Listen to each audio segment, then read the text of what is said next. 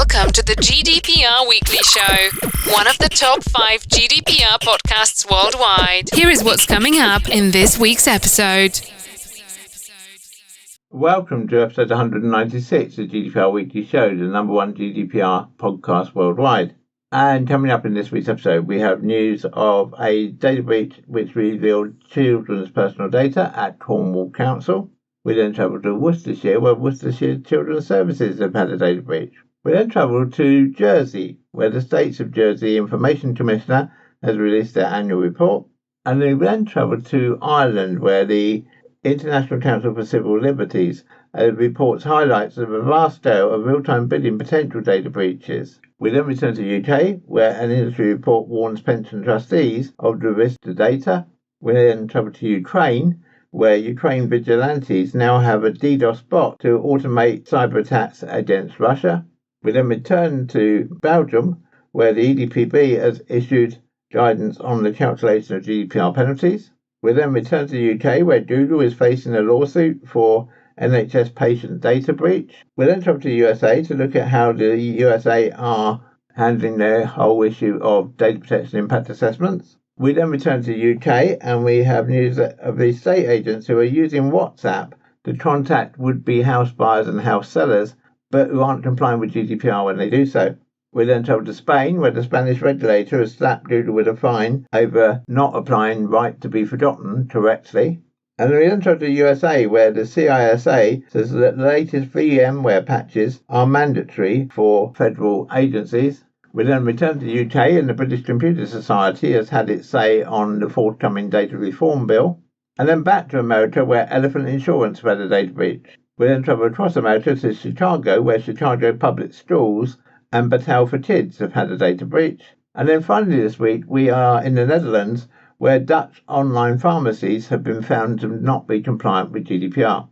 So there's always a mixed range of articles for you this week. We hope you find the information in the articles useful and informative. We always value your feedback. So if you have any feedback for us, please do email us at feedback@gdprweeklyshow.com.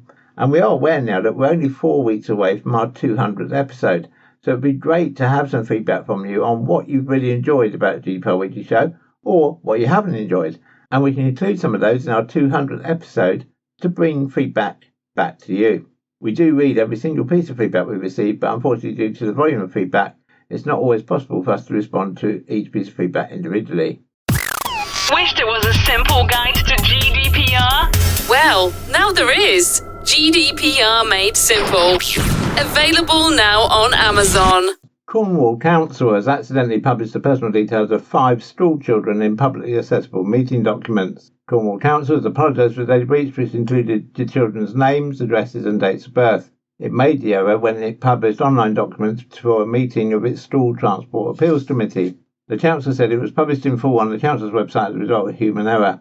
The meeting was scheduled for Monday this week to discuss appeals made by parents in relation to school transport for their children. Included in the documents were children's names, schools, home addresses and dates of birth.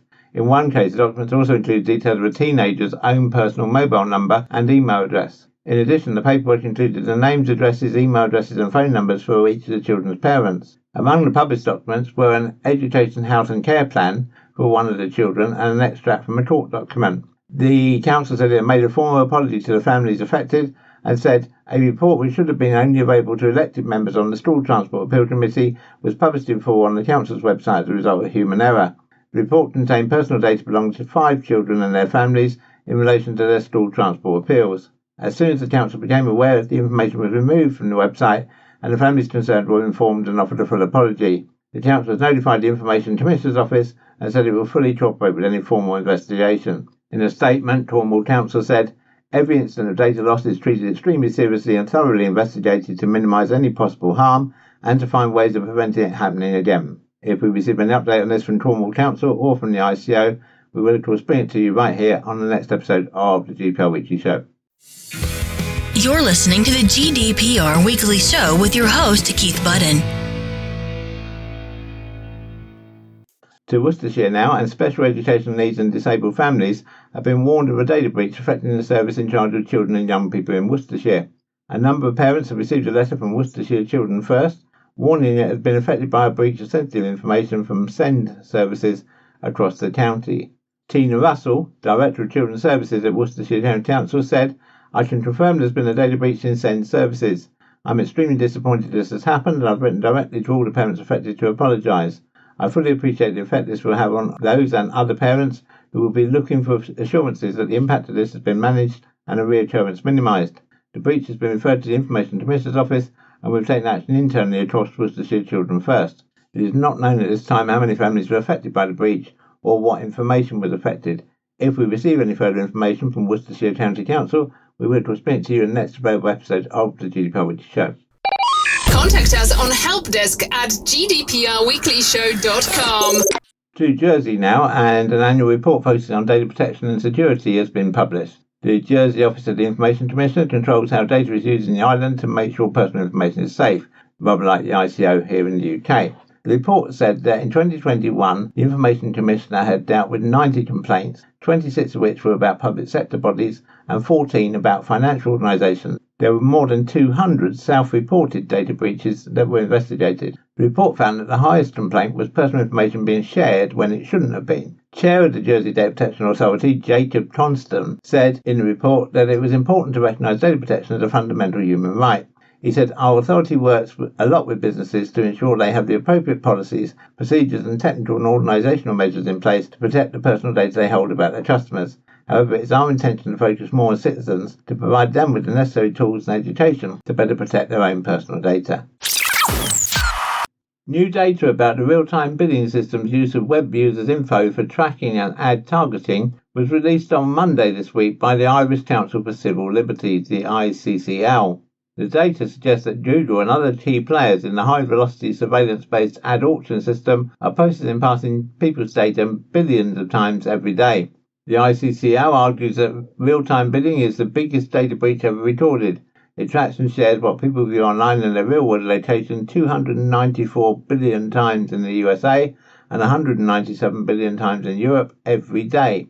The ICCL's report, which is based on industry figures that the rights organisation says it obtained from a confidential source, offers an estimate of real-time bidding per person per day across US states and European countries, which suggests that web users in Colorado and the UK are among the most exposed by the system, with 987 and 462 real-time bidding broadcasts apiece per person per day. But even online individuals living at the bottom of the chart in the District of Columbia or in the country of Romania have their information exposed by real-time bidding an estimated 486 times per day or 149 times per day respectively. The ICCL calculates that people living in the US have their online activity in real-world location exposed 57% more often than people in Europe, likely as a result of differences in privacy regulation across the two regions. Collectively, the ICCL estimates that US Internet users' online behaviour and locations are tracked and shared 107 trillion times per year, while Europeans' data is exposed 7.1 trillion times a year. The ICCL say, on average, a person in the US has their online activity and location exposed 740 times every day by the real-time bidding industry. In Europe, real-time bidding exposes people's data 376 times every day. It said Europeans and US Internet users' private data are sent to firms across the globe, including those in Russia and China, without any means of controlling what is then done with the data.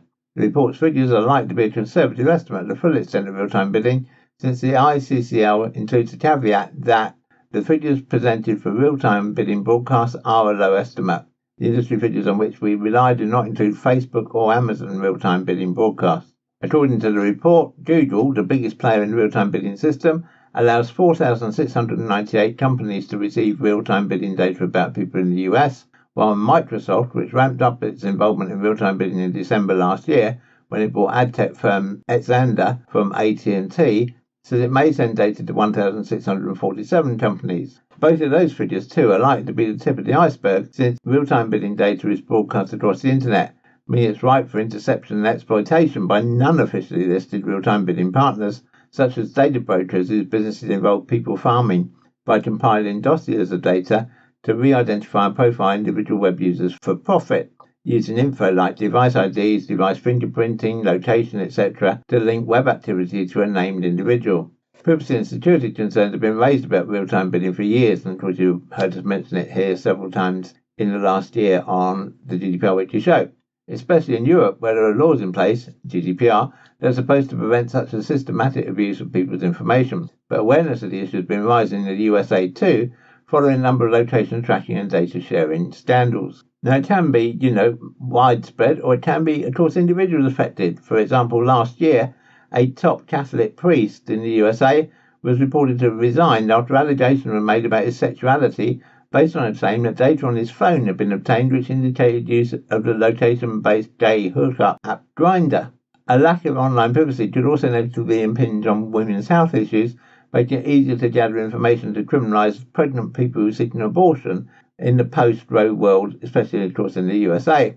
The ICCL in the report says there's no way to restrict the use of real-time bidding data after its broadcast. Data brokers use it to profile Black Lives Matter protesters. The US Department of Homeland Security and other agencies use it for warrantless phone tracking. The report raises especially cutting questions for the EDPB and other European regulators, since unlike the US, the region has a comprehensive data protection framework. An investigation opened by the Irish DPC, the Data Protection Commission, into Google's ad tech 3 years ago, following a number of real-time bidding complaints, is ostensibly still ongoing, but no decision has been issued.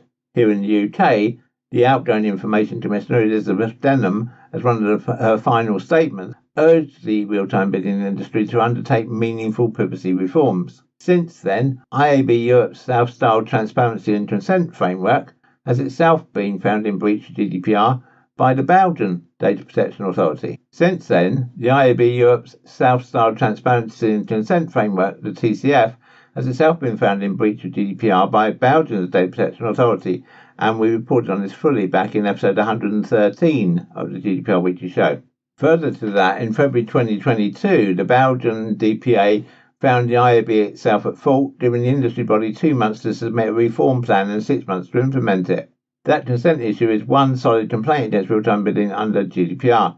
However, the ICCL's concern has been focused on security, as it argues that high-velocity, massive-scale trading of people's data to place ads by broadcasting over the internet to thousands of partners, but also with the clear risk of interception and appropriation by stores unknown others, is inherently insecure.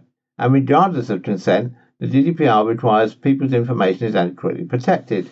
In March, the ICCL announced it intended to sue the Irish Data Protection Commission, accusing the regulator of years of inaction over real-time bidding complaints, some of which were lodged the same year the GDPR came into application. That litigation is still pending. It has also approached the EU Ombudsman to complain the European Commission is failing to properly monitor applications of the regulation, which led the former opening inquiry to look at the Commission's claims to the contrary earlier this year. A requested deadline for the EU's executive to submit information to the Ombudsman passed yesterday without any submission, the ICCL say, with the Commission reportedly asking for 10 more days to provide the requested data, which suggests the 4-year anniversary of GDPR coming into force, May the 25th, will pass by in the meanwhile, perhaps a little more quietly than it might have done if the Ombudsman had been in a position to issue a verdict. Johnny Ryan, Senior Fellow at the ICCL, said, as we approach the 4-year anniversary of GDPR, we released data on the biggest data breach of all time, and it's an indictment of the European Commission, and in particular Commissioner Didier Reynders, that this data breach is repeated every day. It's time that the Commission does its job and compels Ireland to apply GDPR correctly. A Google spokesperson said, Google sets industry-leading safeguards on the use of data for real-time bidding with stringent restrictions on how data is shared with advertisers. We don't share personally identifiable information, and we also don't show ads based on sensitive information such as health, race or religion.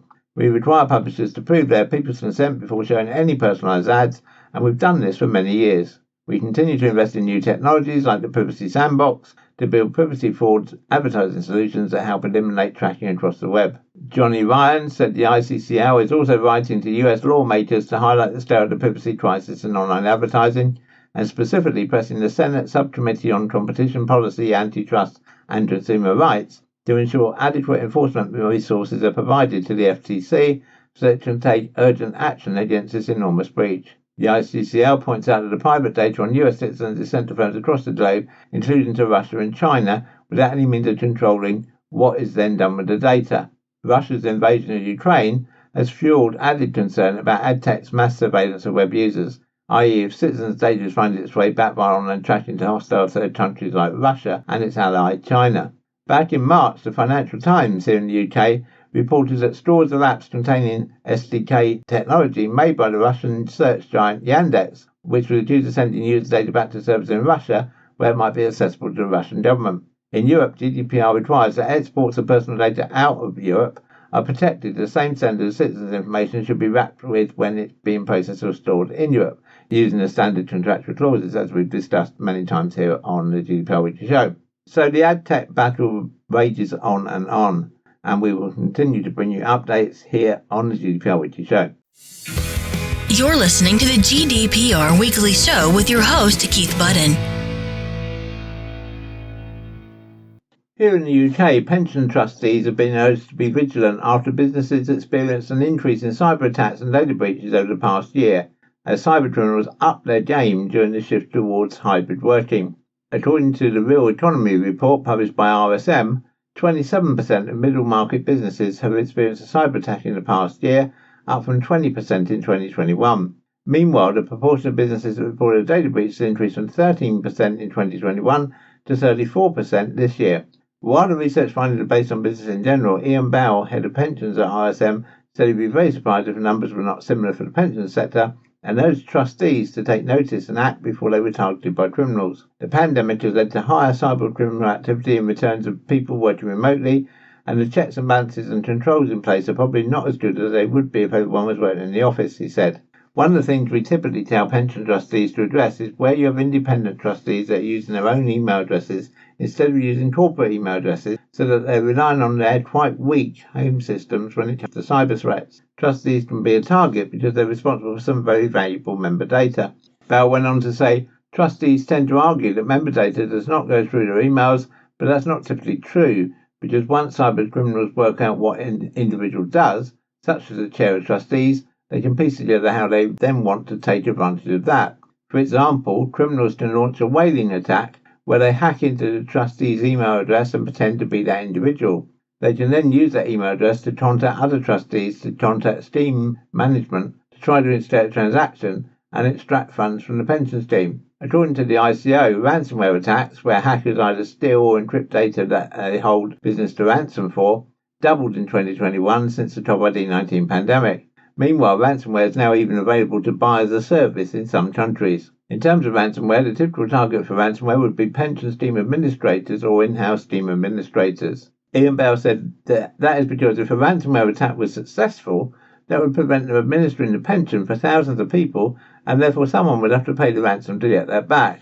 While he said he has no knowledge of this happening so far in the pensions industry, he said he's been suspicious at times as to why administrative systems have gone down. Despite the increased risk of ransomware attacks, the number of businesses that felt they are very likely to fall victim to a ransomware attack has fallen from 34% to just 24% in 1 year. Mr. Bell pointed out that one of the problems is when it comes to transparency on instances of ransomware in the pension industry. If insurance policies are paid out on the back of a ransomware attack, companies are not allowed to share that data. The information is not freely available, and if it was, it would be useful because it would tell trustees that this is a very real risk, he said. RSM issued a Freedom of Information request to the Pensions Regulator to get its views on availability of data in the pension sector, but the Pensions Regulator said in its online response that it does not have access to that data. The regulator will tell trustees in its new Code of Conduct later this year they need to be aware of cyber risks and the sort of data they hold on behalf of their members and how it needs to be protected. To Ukraine now, and Ukraine's unofficial army of IT vigilantes has developed a new automated attack tool to increase the effectiveness of its cyber attacks against Russian domains. The attack automation bot was built to help more people easily launch distributed denial of service (DDoS) cyber attacks against Russia. The new tool encourages individuals to donate their cloud resources to the bot, which will launch a coordinated attack from all available servers. To run all our attacks at the same time, we recommend to use our new DDoS bot, the group said on its website. All you need is to send credentials to your servers to our bot and check how the attack is going via Telegram. Should they wish to, supporters are also encouraged to purchase and share the credentials new servers to be bought for the sole purpose of strengthening the botnet's attack. The organised group of cyber-savvy individuals who want to actively support Ukraine from afar has been growing in numbers since the start of the war. The group is assembled on Telegram and currently has more than 270,000 members. The group's members are fed instructions by leaders on a daily basis, complete with IP addresses, specific ports and web domains that need to be targeted to disrupt the Russian regime as the war continues. Past targets have included media organisations, banks, airlines and app stores. Russian cyber attacks against Ukraine have been large and sustained, starting weeks before the war broke out. The Five Eye Intelligence Alliance confirmed this week that it believed with a high degree of confidence that Russia was behind the attacks on Ukraine in the early stages of the war. The attacks on Ukrainian government websites in January, which also involved the use of the destructive Whispergate wiper malware, were attributed to Russia's military intelligence service, the GRU, as was the 24th of February attack on communications company Viasat. The attack on Viasat was conducted 1 hour before the Russian invasion of Ukraine became official, and it was later revealed to have had effects in wider Europe as wind farms and individual internet users outside of Ukraine also suffered outages. The collateral effects of the Viasat attack were the most visible examples of the spillover effects many experts believe would affect Europe in the ongoing war between Russia and Ukraine. Russia has a history of launching devastating attacks against Ukraine dating back many years. Some of the most significant incidents have involved the use of pettier malware and repeated targeting of the country's power grid, firstly in 2015, then again in 2016, and most recently in April 2022. Wished it was a simple guide to GDPR? Well, now there is. GDPR Made Simple. Available now on Amazon. On May the 16th, 2022, the European Data Protection Board, the EDPB, published draft regulatory guidelines on the calculation of administrative fines for infringements of GDPR.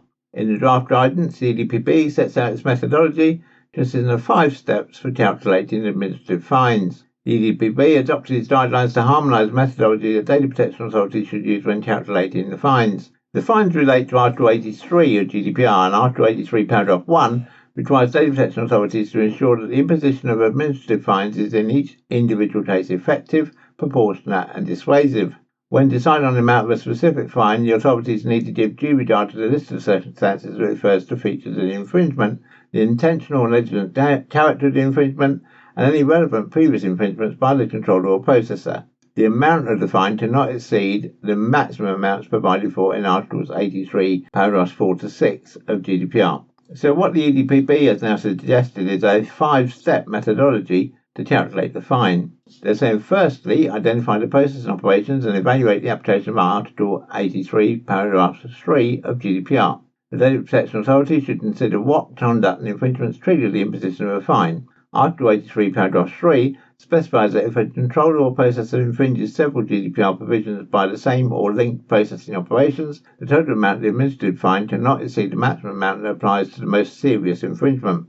The EDPB further points out that it's important to establish whether or not the circumstances are to be considered as one or multiple sanctionable conducts. In the case of one conduct, whether or not this conduct gives rise to one or more infringements, and in the case of one conduct that gives rise to multiple infringements, whether or not it would be lawful to fine the offender for the same wrongdoing twice. So that's step 1. Step 2, they say, is find the starting point for calculating the fine. In order to determine the right starting point for calculating an effective, dissuasive and proportionate fine, EDPB considers the Data Protection Authority should take into account the following 3 elements. Firstly, the categorisation of infringements by nature under Article 83, paragraphs 4 to 6 of GDPR, i.e. whether the infringement falls in the lower tier of infringements, which are listed in Article 83, paragraph 4, or within the higher tier of infringements listed in Article 83, paragraphs 5 and 6.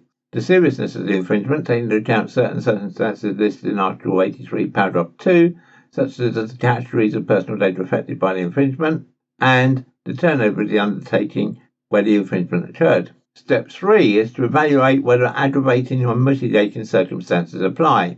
After having determined the starting point for calculating the fine, all circumstances of the case should be taken into account and weighed before determining the final fine to be imposed on the data controller or data processor. In this third step, the Data Protection Authority should consider any aggravating or mitigating circumstances that relate to the past or present behaviour of the controller or processor. These circumstances are listed in Article 83, paragraph 2 of GDPR and include, for example, the actions taken by the controller or processor to mitigate damage suffered by data subjects, as well as any previous GDPR infringements. Where applicable, aggravating and mitigating circumstances may result in an increase or decrease of the final fine. Step 4 then is to identify what is the maximum fine that can be imposed. The maximum fine will depend on whether the infringement falls in Article 83, paragraph 4 of GDPR or Article 83, paragraphs 5 and 6 of GDPR. If the infringement falls in Article 83, paragraph 4 of GDPR, then it's subject to a maximum fine of €10 million, or in the case of an undertaking, up to 2% of the total worldwide annual turnover of the preceding financial year, whichever is higher. And infringements falling under Articles 83, paragraphs 5 and 6 of GDPR are subject to a static maximum fine of €20 million, or, in the case of an undertaking, a maximum of up to 4% of the total worldwide annual turnover of the preceding financial year, again, whichever is higher. The draft guidance emphasises that the concept of undertaking, as developed by the Court of Justice of the European Union in competition law, encompasses every entity engaged in economic activity regardless of the legal status of the entity and the way it's financed. The criteria for determining what constitutes an undertaking are based on the economic, legal and organisational links between the parent company and subsidiary, such as the level of participation, the personnel organisational ties, instructions and the existence of company contracts. While the EDPB makes a clear attempt to address the many practical issues regarding dynamic maximum fines and amounts for undertakings, many questions remain unanswered. For example, the EDPB referenced the ACSO presumption developed in the context of competition law. Under the ACSO presumption, where a parent company holds 100% of shares or almost 100% of shares in a subsidiary which has infringed GDPR and therefore is able to exercise decisive influence over the conduct of its subsidiary, a rebuttable presumption arises that the parent company does in fact exercise a decisive influence over the conduct of its subsidiary, including as regards the subsidiary's processing of personal data, as a data controller and or as a data processor. The parent and subsidiary can therefore be considered to form a single undertaking for the purpose of calculating administrative fines. Although the EDPB notes that the ACSO presumption may be rebutted, it does not provide guidance on the circumstances in which it is possible to do so. Step 5, then, the final step, is analysing whether the calculated final amount meets requirements of effectiveness, dissuasiveness and proportionality. Where needed for compliance with requirements for the fine to be effective, dissuasive and proportionate, the Data Protection Authority can still adjust the fine, but only without exceeding the relevant legal maximum. This draft guidance is currently open for public consultation, but is expected to be adopted by the EDPB on June the 27th, 2022. Contact us on helpdesk@gdprweeklyshow.com. A sole claimant on Tuesday filed a representative action lawsuit against Google and its artificial intelligence subsidiary DeepMind Technologies in the High Court of Justice of England and Wales for misuse of private information. The misuse arose from a data sharing arrangement between DeepMind and the Royal Free London NHS Foundation Trust. In 2015, DeepMind and the NHS announced a collaboration for developing Streams, an app which would streamline access to patient data for a faster and more accurate prognosis of acute kidney injury by doctors and nurses. However, the data sharing agreement revealed DeepMind was gaining access to 5 years' worth of confidential data on admissions, discharge and transfer, accidents, emergencies, critical care, pathology and radiology data on over 1.6 million patients covered by the NHS without their knowledge or informed consent.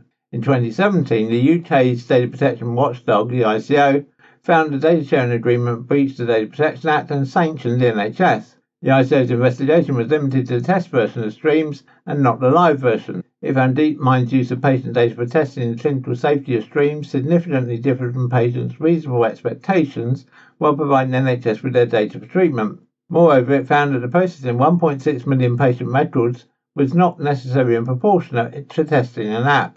Patients did not exercise their right to opt out of their data being used for Streams. Google, while able to avoid legal responsibility since the NHS was directly responsible for sending the patient data, confirmed to the media in August 2021 that it would decommission Streams due to lack of interest from health services. The claimant, Andrew Prismal, stated he brought the suit to achieve a fair outcome and closure for all 1.6 million patients whose data was breached. A partner at Mistron de Rea, the law firm representing Prismal, stated the claim could provide clarity on the extent to which tech companies could access and make use of private health information. The lawsuit follows other legal actions revolving around tech and health in the UK and the US. Whilst this is the second such lawsuit announced by Mistron, DeepMind was at the centre of the US District Court class action suit against a similar data sharing agreement between Google and the University of Chicago Medical Center in 2020.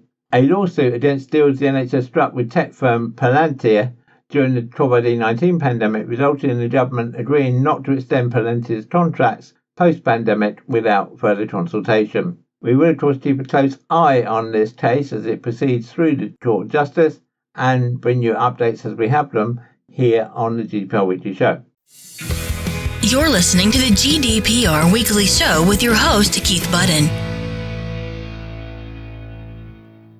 Whilst we here in the UK and across the EU are now well used to carrying out data protection impact assessments under GDPR or UK GDPR, what about the situation stateside? What's happening over there? Well, in California, although the CCPA, the California Consumer Privacy Act of 2018, did not include a requirement to conduct a data protection impact assessment, this requirement will be added by the CPRA effective in January 1st, 2023. The CPRA requires the California Attorney General to promulgate regulations requiring businesses whose processing of personal information presents significant risk to privacy and security to perform an annual cybersecurity audit and to submit to the California Privacy Protection Agency, the CPPA, on a regular basis a risk assessment with respect to processing of personal information. Subject to the expected regulations, a data protection impact assessment required under CPRA must A. indicate whether the processing involves sensitive personal information, and B. identify and weigh the benefits resulting from the processing to the business, the consumer, other stakeholders, and the public against potential risks to the rights of the consumer associated with such processing, with the goal of restricting or prohibiting such processing if the risks to the privacy of the consumer outweigh the benefits resulting from processing to the consumer, the business, other stakeholders, and the public. So again, very like the balancing test that's performed in a data protection impact assessment under GDPR. If we travel then to Colorado, then effective on July the 1st, 2023, the Colorado Privacy Act prohibits processing that presents a heightened risk of harm to the consumer unless the controller first conducts and documents a data protection impact assessment. Under the CPA, processing that presents a heightened risk of harm to the consumer includes targeted advertising, sales of personal data, processing personal data for profiling, which creates certain risks for consumers, including unfair or deceptive treatment, unlawful disparate treatment, financial injury, physical or other intrusion upon the solitude or seclusion or the private affairs or concerns of consumers if the intrusion would be offensive to a reasonable person, and other risks, and processing sensitive data. As drafted, the CPA list above is not exclusive, and other processing activities could be determined to present high risk and therefore require a data protection impact assessment. The CPA requires that all DPIAs identify and weigh the benefits that flow from the processing of data to the controller, consumer, and other stakeholders against potential risks to the rights of the consumer from processing. In performing the cost-benefit analysis, controllers should also consider the use of de-identified data and the reasonable expectations of consumers. The CPA also includes a broad mandatory disclosure where the State Attorney General seeks to evaluate the data protection assessment for compliance with the duties contained in Section 611308 and with other laws, including Article 1, the entire CPA. Nevertheless, the disclosure of a DPIA to the Attorney General does not constitute a waiver of confidentiality or any attorney-client privilege or work product protection that might otherwise exist with respect to the assessment and any information contained in the assessment. And then moving to Virginia, like CPA, the VD CPA, effective again on January the 1st, 2023, requires data controllers to conduct data protection impact assessments for any activities that present a heightened risk of harm to consumers. In this instance, DPIAs are required for the following processing activities: targeted advertising, sales of personal data, processing personal data for purposes of profiling which creates certain risks to consumers, including unfair or deceptive treatment, unlawful disparate treatment, financial, physical or reputational injury, physical and or other intrusion upon the solitude or seclusion or the private affairs or concerns of consumers where such intrusion would be offensive to a reasonable person, and other risks. Processing any sensitive data and any processing activities involving personal data that present a heightened risk of harm to the consumers involved. Unlike the CPA, under the VCDPA provides that the risk of reputational injury warrants a data protection impact assessment in the context of profiling. Although the VCDPA fails to define a heightened risk of harm, it is clear that a data protection impact assessment must identify and weigh the benefits that may flow directly and indirectly from the processing to the controller, the consumer, other stakeholders, and the public against potential risks to the rights of the consumer associated with such processing, as mitigated by safeguards that can be employed by the controller to reduce such risks. So again, very much like the balancing test under GDPR. A VCDPA also includes mandatory disclosure where the State Attorney General, in connection with an investigation, requests any DPIAs relevant to the investigation. While the Attorney General's disclosure is mandatory, the disclosure of a DPIA does not constitute a waiver of any attorney-client privilege or work product protection that might otherwise exist with respect to the assessment and any information contained in the assessment. Further, the disclosure will be deemed confidential and exempted from state public inspection and copying law. So it's interesting to see that stateside, the requirements for data protection impact assessments, and particularly the balancing test, are very similar to those required under GDPR. A message for estate agents now, because fresh research shows that in a world where our methods of communication are continually evolving, there's one grey area where the property industry is failing when it comes to GDPR compliance. The study undertaken by Your Business Number suggests that while 98% of property professionals believe they're fully GDPR compliant when it comes to their customer communications, the vast majority are failing to take necessary steps when using instant messaging platforms and the use of WhatsApp in particular.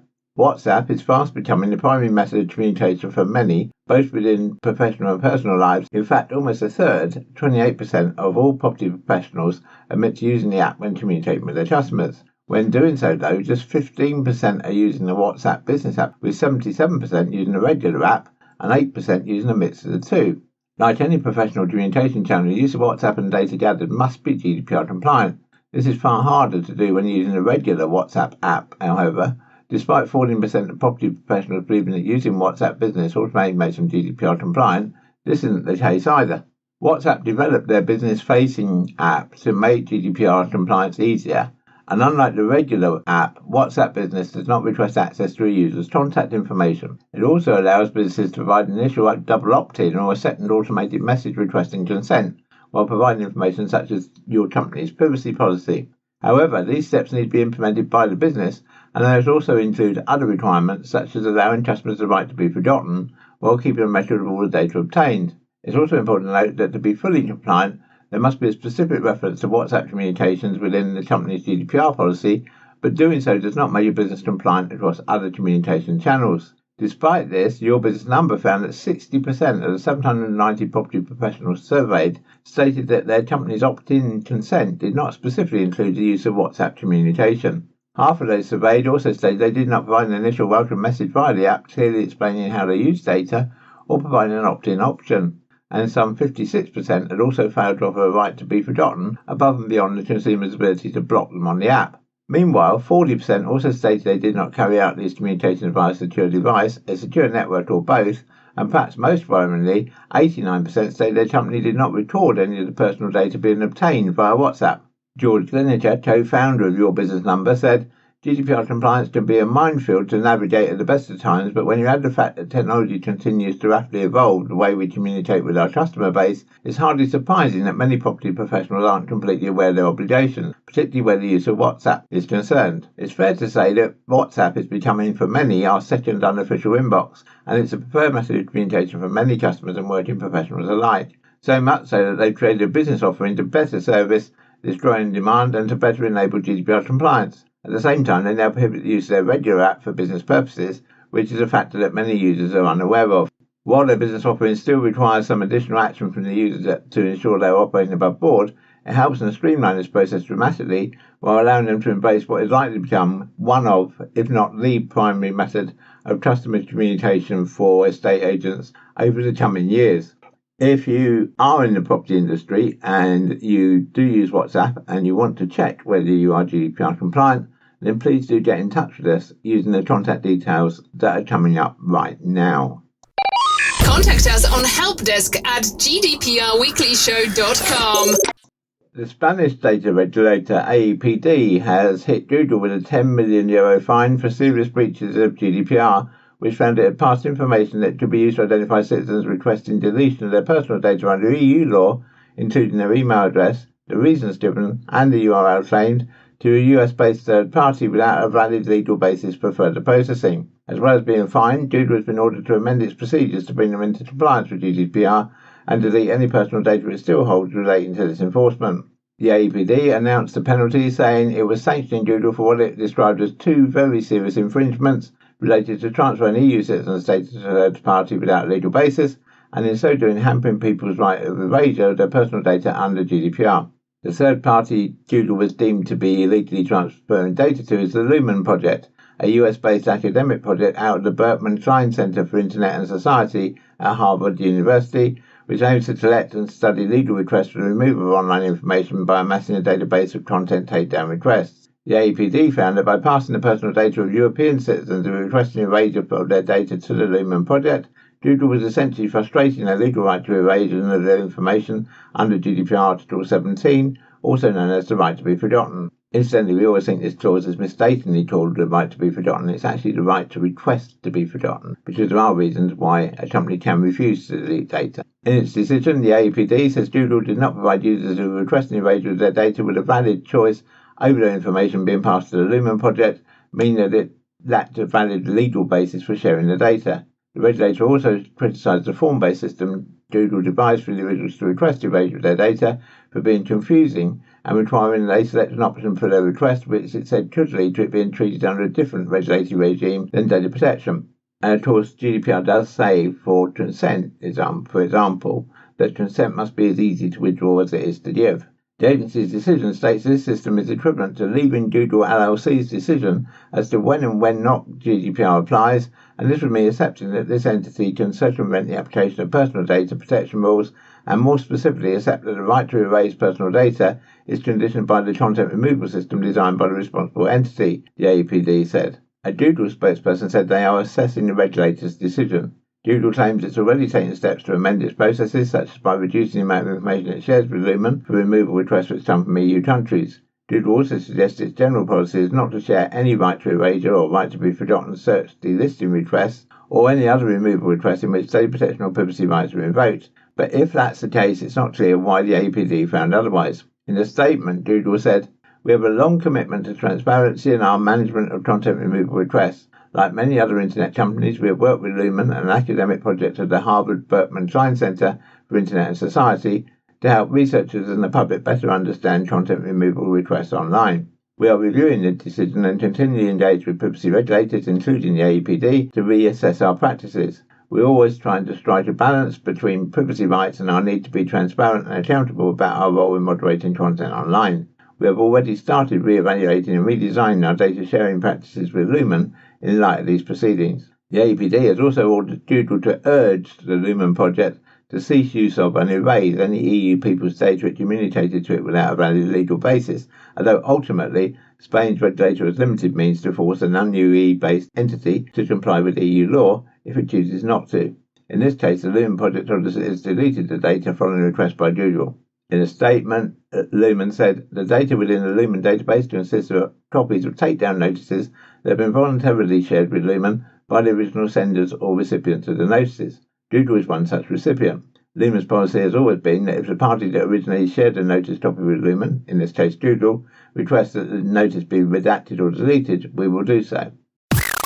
Wished it was a simple guide to GDPR? Well, now there is. GDPR Made Simple. Available now on Amazon.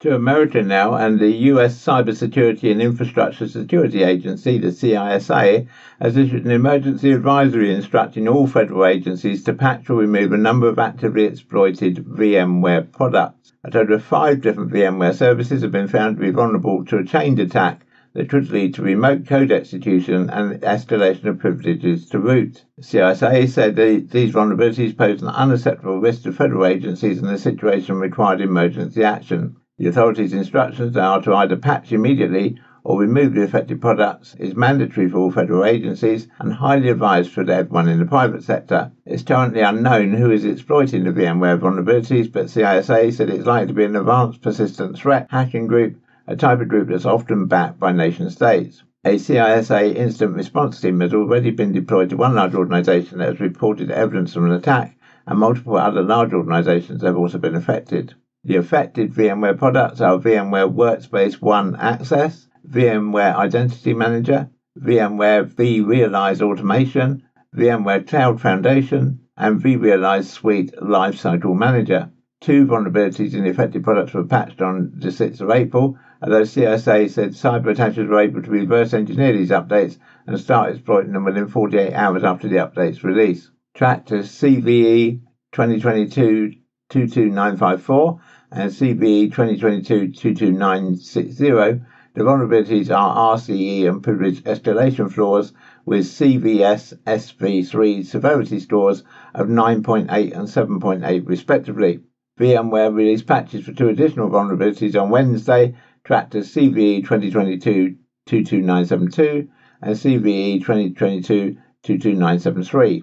Federal agencies have been told to assess how many vulnerable VMware products they have running on their network and either apply VMware's patches or remove all the products until they can be patched. Agencies have also been told that if they have vulnerable products exposed to the internet, that they should assume these have already been compromised and begin active threat hunting, reporting any abnormalities to the CISA. Agencies can reconnect products only if they found no anomalies and all the necessary updates have been applied. You're listening to the GDPR Weekly Show with your host, Keith Budden.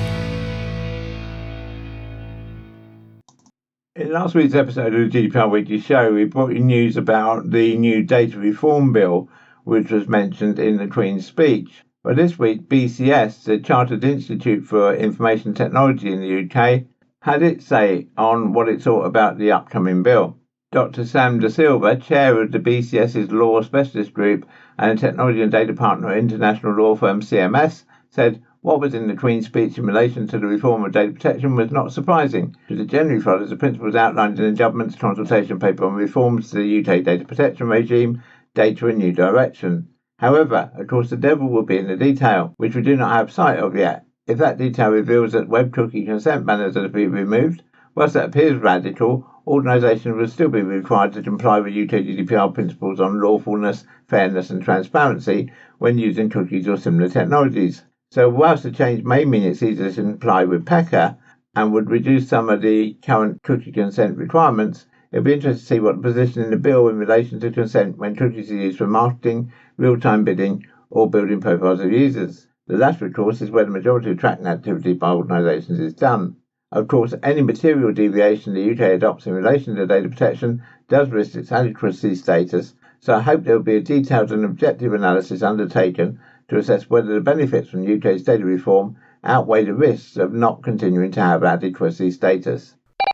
Contact us on helpdesk@gdprweeklyshow.com. Returning to America now, and Virginia-based direct-to-consumer personal lines insurer Elephant Insurance reports that it experienced a cyber incident beginning in late March, and as of April 25th, its review had been able to identify consumers whose data may have been viewed or copied from its network. The company determined that the breach occurred between March 26, 2022 and April 1, 2022. The affected information includes names, driver's license numbers and dates of birth. The company did not disclose the number of affected persons. Elephant sells insurance in 8 states: Georgia, Illinois, Indiana, Maryland, Ohio, Tennessee, Texas and Virginia. The information either relates to current or previous Elephant Insurance customers or is information the firm received as part of providing a quote for auto or other insurance coverage. Elephant said it was providing information about the incident, its response and resources available to affected individuals, including access to credit monitoring services. The company says it took prompt measures to secure its systems and investigate the incident. It said it has reported the event to federal law enforcement and is notifying appropriate state regulatory agencies. Elephant Insurance is a brand of Elephant Insurance Co., Elephant Insurance Services and Grove General Agency. Elephant is a wholly owned subsidiary of Admiral Group plc, a UK-based insurance company.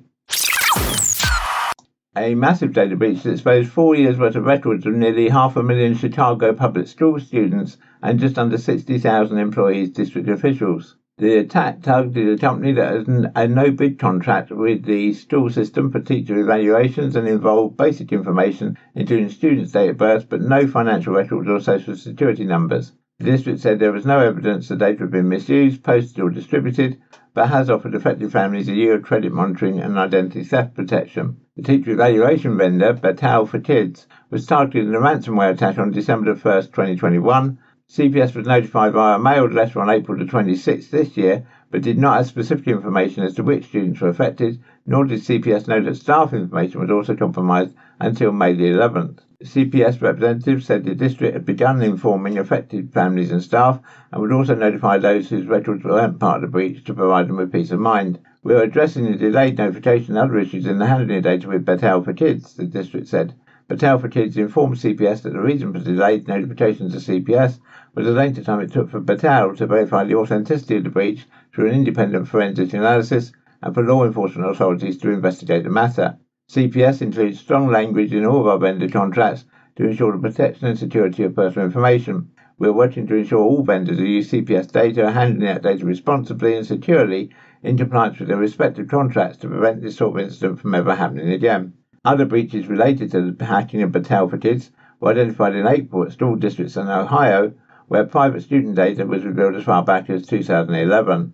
CPS said the breach was caused and exacerbated by BFK's failure to follow the information security terms of their contract, more specifically failing to encrypt data and purge old records. The district has not ended its contract with the company.